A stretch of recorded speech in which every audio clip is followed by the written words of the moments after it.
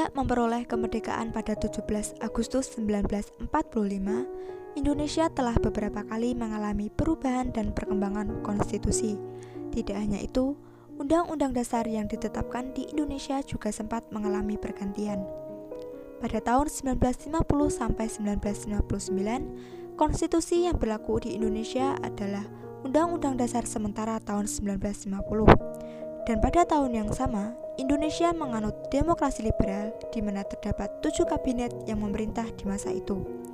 Akan tetapi, masing-masing kabinet ini berumur pendek karena hampir setiap tahun harus diganti sehingga tidak bisa merealisasikan kabinetnya.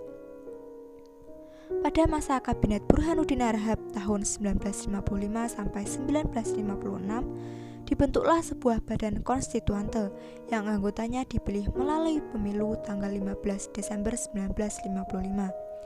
Tugas dari badan konstituante ini adalah menyusun Undang-Undang Dasar tetap pengganti Undang-Undang Dasar sementara tahun 1950. Akan tetapi, 2 tahun setelah dibentuk, konstituante belum dapat menyusun Undang-Undang Dasar baru.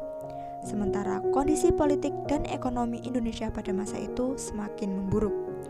Terlebih pada tahun 1956, Kabinet Ali Sostroamidjojo II dipaksa mundur karena konflik antara Partai Masyumi yang sering berbeda pendapat dengan partai lainnya. Berbagai gejolak yang terjadi menunjukkan bahwa kondisi Indonesia saat itu sedang tidak baik-baik saja dan membutuhkan reaksi cepat dari pemerintah. Demokrasi liberal dan kabinet parlementer yang multipartai disinyalir sebagai penyebab ketidakstabilan kondisi politik yang ada pada masa itu.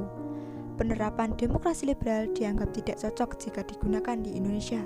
Terbukti dengan munculnya berbagai konflik seperti seringnya terjadi pergantian kabinet, pemerintah tidak dapat melaksanakan program kerja yang telah dirancangnya akibat masa kerja yang berumur pendek, serta kedudukan pemerintah juga tidak kuat, sebab bisa diberhentikan sewaktu-waktu apabila tidak mendapat persetujuan dari DPR.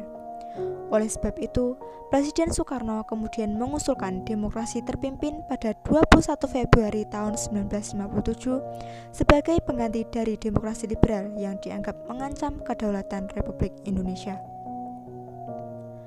Kondisi Indonesia yang semakin genting dengan adanya pertikaian politik, perbedaan paham di kalangan militer, adanya pergolakan daerah untuk melawan pusat, serta kondisi ekonomi yang semakin merosot membuat pemerintah harus segera mengambil tindakan.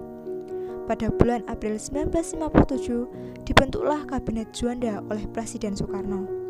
Kabinet ini dibentuk sebagai Kabinet Darurat Ekstra Parlementer yang kemudian dinamakan dengan Kabinet Karya. Pada 10 Februari 1959, Kabinet Juanda menyelenggarakan sebuah sidang dan menghasilkan keputusan untuk merealisasikan gagasan demokrasi terpimpin dari Insinyur Soekarno dengan cara memberlakukan kembali Undang-Undang Dasar 1945.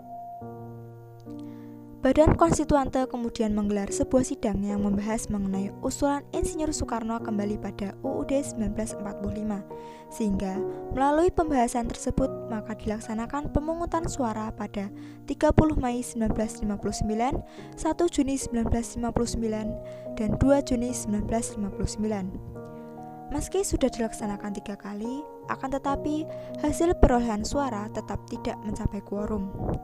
Hingga akhirnya Kasat Jenderal TNI A.H. Nasution atas nama pemerintah atau penguasa perang akhirnya mengeluarkan larangan untuk mengadakan segala aktivitas politik yang berlaku sejak 3 Juni 1959. Akibat dari larangan ini, Badan Konstituante akhirnya diistirahatkan untuk selamanya.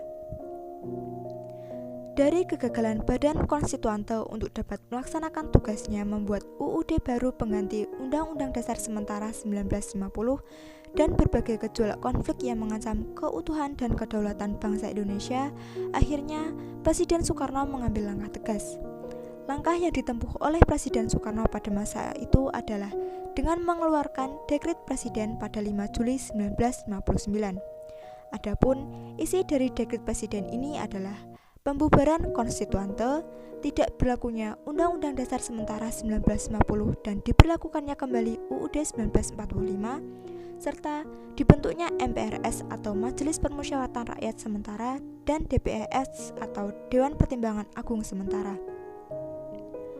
Dekret Presiden 5 Juli 1959 ini dibacakan pada hari Minggu di Istana Merdeka Jakarta pukul 17 waktu Indonesia Barat. Bersamaan dengan dikeluarkannya dekret ini, maka Kabinet Juanda resmi dibubarkan. Hal ini juga merupakan awal dimulainya demokrasi terpimpin dengan sistem presidensil. Pemberlakuan kembali UUD 1945 melalui Dekret Presiden 5 Juli 1959 ternyata dapat diterima dengan baik oleh masyarakat Indonesia. Selain itu, DPR juga secara sukarela bersedia untuk bekerja atas dasar Undang-Undang Dasar tahun 1945.